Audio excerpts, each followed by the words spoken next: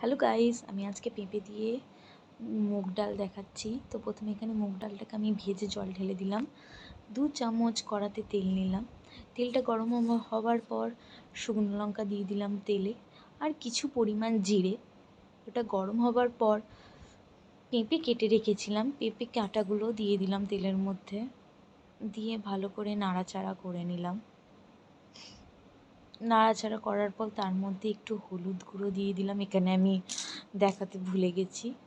দিয়ে সিদ্ধ করে রাখা মুগ ডালটা দিয়ে দিলাম, দিয়ে ভালো করে নাড়াচাড়া করে নিলাম। তো কার কার মুগ ডাল খেতে ভালো লাগে সবাই আমাকে কমেন্টে জানাও। মুগ ডালটা দেওয়ার পর পরিমাণ মতো চিনি। মুগ ডাল অনেকজন চিনি খায়, তাই জন্য আমার পরিবারের সবাই চিনি ভালোবাসে মুগ ডালে, তাই আমি চিনির পরিমাণটা একটু বেশি রেখেছি, তোমরা নিজেদের মতো দিয়ে দিও। চিনি, নুন দিলাম পরিমাণ মতো, তোমরা নিজেদের পরিমাণ মতো দিয়ে দিও।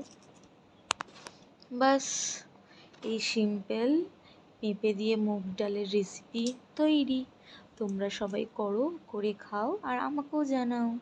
বাই।